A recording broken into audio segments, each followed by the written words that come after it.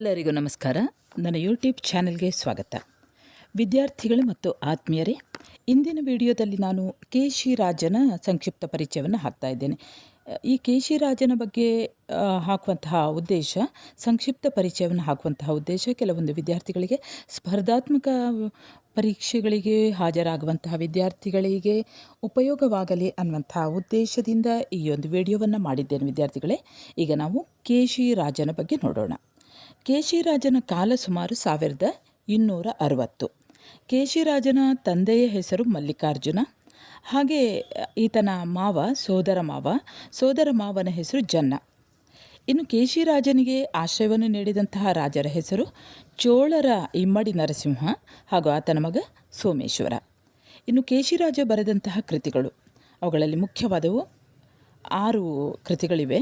ಅವುಗಳನ್ನು ನೋಡಿ. ಮೊದಲಿಗೆ ಬಹಳ ಮುಖ್ಯವಾದಂತಹ ಕೃತಿ ಶಬ್ದಮಣಿ ದರ್ಪಣ, 2ನೇದು ಶ್ರೀ ಚಿತ್ರಮಾಲೆ, 3ನೇದು ಚೋಳಪಾಲಕ ಚರಿತಂ, 4ನೇದು ಸುಭದ್ರಹರಣಂ, 5ನೇದು ಪ್ರಬೋಧ ಚಂದ್ರಂ, 6ನೇದು ಕಿರಾತಂ.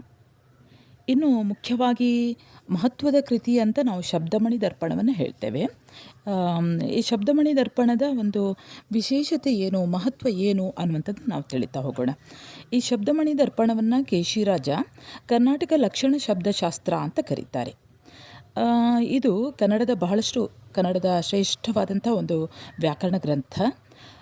ಹೊಸಗನ್ನಡ ವ್ಯಾಕರಣ ಪರಂಪರೆ ಅಂದರೆ ಈಗಿನ ಏನು ಹೊಸಗನ್ನಡ ವ್ಯಾಕರಣ ಹೊಸಗನ್ನಡ ಸಾಹಿತ್ಯ ಏನಿದೆಯೋ, ಈ ಒಂದು ಪರಂಪರೆ, ಈ ವ್ಯಾಕರಣ ಪರಂಪರೆ ಈ ಕೃತಿಯ ನೆಲೆಗಟ್ಟಿನ ಮೇಲೆ ನಿಂತಿದೆ. ಇನ್ನು ಕನ್ನಡದಲ್ಲಿ ರಚನೆಗೊಂಡಂತಹ ಸ್ವತಂತ್ರ ಮೊದಲ ಕನ್ನಡ ವ್ಯಾಕರಣ ಕೃತಿ, ಇದು ಸ್ವತಂತ್ರವಾದಂತಹ ಮೊದಲ ಕನ್ನಡ ವ್ಯಾಕರಣ ಕೃತಿ ಶಬ್ದಮಣಿ ದರ್ಪಣ. ಈ ಕೃತಿಯಲ್ಲಿ ಒಟ್ಟಿಗೆ 343 ಕಂದ ಪದ್ಯಗಳಿವೆ, 8 ಪ್ರಕರಣಗಳಿವೆ ಹಾಗೂ 10 ಅಧ್ಯಾಯಗಳನ್ನು ಒಳಗೊಂಡಿದೆ.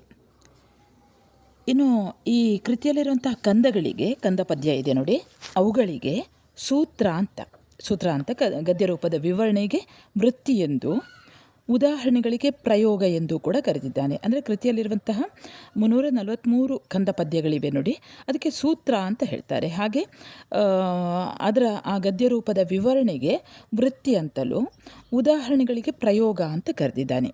ಇನ್ನು ಈ ಶಬ್ದಮಣಿ ದರ್ಪಣದಲ್ಲಿ ಒಟ್ಟು 8 ಅಧ್ಯಾಯಗಳಿವೆ. ಈ 8 ಅಧ್ಯಾಯಗಳು ಯಾವುದು ಅಂತ ಸರಿಯಾಗಿ ಕೇಳಿಸ್ಕೊಳ್ಳಿ. 1ನೇದ್ದು ಸಂಧಿ ಪ್ರಕರಣ. ಈ ಸಂಧಿ ಪ್ರಕರಣದಲ್ಲಿ, ಈಗೇನು ವ್ಯಾಕರಣದಲ್ಲಿ ಸಂಧಿ ಬರ್ತದೆ ನೋಡಿ, ಈ ಸಂಧಿ ಪ್ರಕರಣದಲ್ಲಿ ಸಂಧಿಯ ಸ್ವರೂಪ ಇರ್ಬೋದು, ವಿಕಲ್ಪ ಇರ್ಬೋದು, ಸ್ವರ ಸಂಧಿ ಯಾವುದು, ಸಂಸ್ಕೃತ ಸಂಧಿ ಯಾವುದು, ಹಾಗೆ ರಳ ಕುಳ ಕ್ಷಳ ವಿಚಾರಗಳು ಇವೆ. ಇವುಗಳೆಲ್ಲವೂ ಕೂಡ ಈ ಸಂಧಿ ಪ್ರಕರಣದಲ್ಲಿ ಬರ್ತದೆ. ಒಟ್ಟಿಗೆ 181 ಳಗಳುಳ್ಳಂತಹ ಅಕ್ಷರಗಳ ಚರ್ಚೆ ಇವೆ ಅಂತ ಹೇಳ್ತಾರೆ. ಇನ್ನು ಇದರಲ್ಲೇ ಬರುವಂತಹ 2ನೇ ಅಧ್ಯಾಯ ನಾಮ ಪ್ರಕರಣ. ಈ ನಾಮ ಪ್ರಕರಣದಲ್ಲಿ ಲಿಂಗ, ತತ್ಸಮ, ತದ್ಭವ, ವಚನ ಇವುಗಳಿಗೆ ಸಂಬಂಧಿಸಿದ್ದನ್ನು ನಾವು ನಾಮ ಪ್ರಕರಣದಲ್ಲಿ ಗಮನಿಸಬಹುದು. ಇನ್ನು 3ನೇ ಅಧ್ಯಾಯ ಯಾವುದು ಅಂದರೆ ಇದು ಸಮಾಸ ಪ್ರಕರಣ.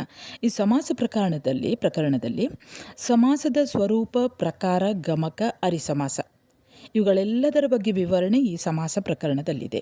ಇನ್ನು 4ನೇದ್ದು ತದ್ಧಿತ ಪ್ರಕರಣ. ಈ ತದ್ಧಿತ ವಿಚಾರಗಳ ಬಗ್ಗೆ ಇದರಲ್ಲಿವೆ. ಹಾಗೆ 5ನೇದು ಆಖ್ಯಾತ ಪ್ರಕರಣ. ಈ ಆಖ್ಯಾತ ಪ್ರಕರಣದಲ್ಲಿ ಕ್ರಿಯಾ ವಿಭಕ್ತಿಗಳ ವಿಚಾರಗಳನ್ನು ನಾವು ಗಮನಿಸಬಹುದು. ಇನ್ನು 6ನೇದು ಧಾತು ಪ್ರಕರಣ. ಅದರಲ್ಲಿಯೂ ಕೂಡ ಧಾತುಗಳ ವಿಚಾರಗಳ ಬಗ್ಗೆ ಕೊಟ್ಟಿದ್ದಾರೆ. ಇನ್ನು 7ನೇದು ಅಪಭ್ರಂಶ ಪ್ರಕರಣ. ಈ ಅಪಭ್ರಂಶ ಪ್ರಕರಣದಲ್ಲಿ ತದ್ಭವಗಳ ವಿಚಾರ ಇರ್ಬೋದು, ಅವುಗಳ ಲಕ್ಷಣ, ತತ್ಸಮಗಳ ಕುರಿತಾದಂತಹ ಚರ್ಚೆಗಳನ್ನು ನಾವು ಗಮನಿಸ್ಬೋದು. ಇನ್ನು 8ನೇದು ಅವ್ಯಯ ಪ್ರಕರಣ. ಅವ್ಯಯ ಹಾಗೂ ಅದರ ಬಳಕೆ, ವಿಚಾರ, ಕನ್ನಡದ ಅಸಾಧಾರಣ ಲಕ್ಷಣಗಳನ್ನು ಕೂಡ ಇದರಲ್ಲಿ ಈ ಅಧ್ಯಾಯದಲ್ಲಿ ಹೆಸರಿಸಿದ್ದಾನೆ. ಅವುಗಳಲ್ಲಿ ಮುಖ್ಯವಾಗಿ ಬರುವಂಥದ್ದು ಅವ್ಯಯ ಪ್ರಕರಣಗಳಲ್ಲಿ ಗಮಕ ಸಮಾಸ, 2ನೇದು ರಾಳ ಕುಳ ಕ್ಷಳ, 3ನೇದು ಶ್ರುತಿ ಸಹ್ಯ ಸಂಧಿ, 4ನೇದು ಸತಿ ಸಪ್ತಮಿ, 5ನೇದು ಸಮಸಂಸ್ಕೃತ, 6ನೇದು ವ ಮ ಹ ಪ ಭೇದವನ್ನು ನೋಡ್ಬೋದು. ಹಾಗೆ 7ನೇದಾಗಿ ವಿರಹ ತಾವ್ಯ ಸಂಸ್ಕೃತ ಲಿಂಗವನ್ನು ಗಮನಿಸಬಹುದು. ಇನ್ನು 8ನೇದು ಶಿಥಿಲ ದ್ವಿತ್ವ, 9ನೇದು ಯತಿ ವಿಲಗಮ್ನೆ ಅನ್ನುವಂಥದ್ದು, ನಾವು ಯಾವುದೇ ಸಾಹಿತ್ಯವನ್ನು ಅಧ್ಯಯನ ಮಾಡುವಾಗ ಈ ಶಬ್ದಮಣಿ ದರ್ಪಣವನ್ನು ಓದುವಂಥದ್ದನ್ನು ನೀವು ಗಮನಿಸಿರ್ಬೋದು.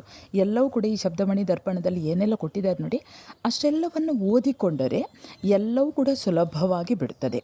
ಅಂದರೆ ಸಾಹಿತ್ಯದ ನೀವು ಎಲ್ಲಿಯವರೆಗೆ ಸಾಹಿತ್ಯದ ಆಗಿರುತ್ತೀರೋ ಅಥವಾ ಕೆಲವೊಂದು ಮುಖ್ಯವಾದಂತಹ ಪರೀಕ್ಷೆಗಳನ್ನು ನಿಮಗೆ ಬರೀಬೇಕಾಗ್ತದೆ. ಆ ಪರೀಕ್ಷೆಗಳಲ್ಲಿ ಪಾಸಾಗಬೇಕು ಅಂತ ಇದ್ದರೆ ಇವುಗಳೆಲ್ಲದರ ಮಾಹಿತಿಯೂ ಕೂಡ ನಿಮಗೆ ಅಗತ್ಯವಾಗಿರ್ತದೆ. ಆ ಮಾಹಿತಿ ನಿಮಗೆ ಲಭ್ಯವಾಗಲಿ ಅನ್ನುವಂತಹ ಒಂದು ದೃಷ್ಟಿಯಿಂದ ನಾನು ಈ ಶಬ್ದಮಣಿ ದರ್ಪಣವನ್ನು ಬರೆದಂತಹ ಕೆ.ಶಿ. ರಾಜನ ಬಗ್ಗೆ ವಿವರಿಸಿದ್ದೇನೆ. ವಿದ್ಯಾರ್ಥಿಗಳೇ ಇದಕ್ಕಿಂತಲೂ ಹೆಚ್ಚಿನ ಮಾಹಿತಿ ನಿಮಗೆ ಬೇರೆ ಬೇರೆ ಪುಸ್ತಕಗಳಲ್ಲಿ ದೊರಕ್ತದೆ. ಮುಂದೆ ಇನ್ನೊಂದು ಹೊಸ ವಿಷಯದೊಂದಿಗೆ